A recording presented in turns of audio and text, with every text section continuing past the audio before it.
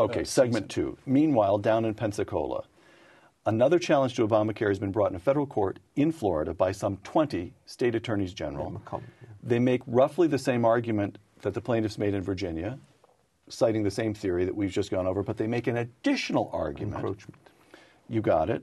And the argument, if I set it up in layman's terms as quickly as I can, actually what I'm going to do here is just quote Randy Barnett's piece that appeared in the Wall Street Journal, saying that because Obamacare requires states to add people to their Medicaid rolls, requires them to do so, or lose federal funding of their Medicaid costs, then you've got a problem with the General Welfare Clause. I'm quoting Randy Barnett. Texas, for example, might be allowed to withdraw from Medicaid. If it doesn't like the arrangement, you can withdraw. But under Obamacare, Congress will simply send the Medicaid portion of its citizens' federal tax payments to the other 49 states. You collect for Medicaid, you want to withdraw from the program, fine. We, the federal government, will take those collections and send them to states that still want to participate. Texas's poor citizens would suffer, while the state's tax payments would go to support the poor in other states. Taking from one state to benefit 49 others is a violation of the General Welfare Clause. That argument will lose, I think. Yeah, I agree. Look, we're trying to tell this straight. You agree? It doesn't dismay me that it'll lose. What dismays me is you'll agree. There's a much better federal argument than the one that Barnett's. Okay, quickly, you go. Then touch John. We'll do it this way. The problem about this is the General Welfare Clause has always been subject to a very low level of scrutiny. We have every program from Amtrak up and down, which essentially has sectional benefits and costs. The more powerful argument is the encroachment argument, I think, which says if the federal government wants to take the states and tell them that they have to do something on pain of which they will essentially suffer huge financial losses, it interferes with their sovereignty. So in this particular case, it's a serious issue. You're saying, look, you don't want to take the Medicare payments that we're giving you out under Obamacare, and that's fine. But on the other hand, you now have to increase your Medicaid coverage for all sorts of other people. So it's a money or your life type of choice that they're giving you. And it goes back to a case called New York against the United States. 1992, recent case. Really? Which essentially says that you can't make those kinds of choices. You can't tell a state that it has to take title to nuclear waste in order to solve your federal problems, for example. John, I take you. Yeah, no. Ouch. No, I think actually there's that line of cases. The federal government can't coerce state governments to do its bidding. State governments still have some autonomy. The other complementary area law to what Richard's talking about is the spending clause. So what Obama's going to say is, look, this is just a voluntary spending program. You can take the medical money, Medicare, Medicaid money from the federal government, but you have to do it under our conditions. And we already have precedent for that. Do highway funding, you have to have a speed limit of whatever it is, 65, or you don't get 5% of your highway funding from us, right? That's right. Okay. So that's Peter, that's the key case. It's called South Dakota versus Dole. That's Elizabeth Dole, not Bob Dole. I don't know how Bob Dole would have felt about this. But that said, every state has to raise the drinking age to 21, or you lose 5% of your highway funds. Right. So the court said that's not coercive enough. Maybe if you withheld all the highway funds, maybe that would have been coercive and unconstitutional.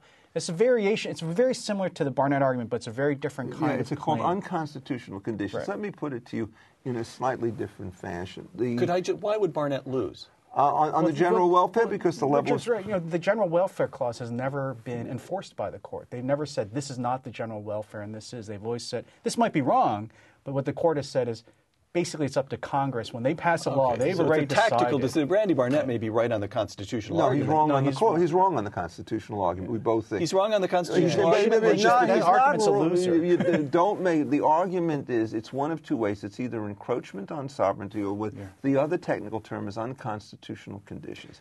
And the unconstitutional conditions argument says you don't have to give money or you can give money, but you cannot attach certain conditions to it which upset the balance of the federal structure.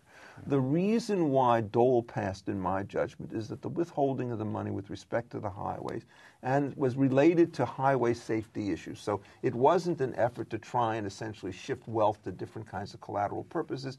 It was designed to use a financial incentive to improve highway safety. And it was a very small amount of money. And this was a high. This situation, in effect, is what you're doing is you're forcing forcing them to enter into a program they don't want, and then if they don't enter into that program, you're forcing them to take an unrelated program they don't want either. 40% of state budgets. Have you two been following the briefs that have been filed in this case? Are the plaintiffs making the arguments that the two of you have outlined here? They've kind of thrown everything in. Yes. They've got well, that's a good thing, right? So it's in there. No, I do not agree with that. I think you want to go with your winners and not divert the court with your losers. There's a contamination problem. You throw in a Well, the judge will just get sick of it, saying, you choose, don't make me choose the good arguments? No, saying, I don't believe this one. Now when I look at the second argument, my presumption is going to be that you're pulling the wool over my eyes. So you think as tactical matter, it's being badly handled? Yeah, I think the general welfare clause is a loser. Just no court's going to go for it. And I think Richard's right. Unless they cleanly make the other two arguments, the sovereignty argument and the spending clause argument, you could see a court just getting obsessed with this general welfare clause and giving short shrift to the better arguments. They're in there, though. Yeah. They're somewhere in the mix. No, so what do you think is the likely disposition of this? I think that the federal judge is just going to feel overwhelmed and... No. The encroachment argument in the Florida case was thought to be strong enough that they wanted a full briefing on the issue. This is much more significant than it normally appears. Because in most cases, there's going to be something else that you could say after the preliminary briefing. Since this is a straight-up legal challenge based upon admitted facts, the second round of arguments is going to be pretty much identical to the first. And if he thought... This is also something you can correct on appeal. Yes. Right? As long as you've got them all in the briefs at the trial court, once it gets on appeal, you could change grounds. You can shift your argument. Right. As long as you've preserved and made the initial claim, you can still press more emphasis on these things. Okay, so your guess is that whichever way the judge rules in Florida, this will go on appeal to a district court. And the circuit court. The 11th Circuit Court. It'll go to the 11th Circuit Court, even as the Virginia decision is going to the 4th Circuit, and they'll meet in the Supreme Court. Okay, sometime in the fall, maybe. Pretty soon. I mean, months, not years. Well, it depends on how fast they do. In time for the presidential election. Yes, certainly it will be out there in 2012. Yes, we don't know that. The question is the government may choose to slow this thing down precisely because the president is uneasy about having this thing before the Supreme Court in October of 2012. Okay, but hold on. So if I, as a layman, ordinary American, watching all of this and saying, gee whiz, it looks to me as though the coverage of these Republicans, the House, they're trying to throttle Obamacare, that's just obstructionist Republicans. That's one argument.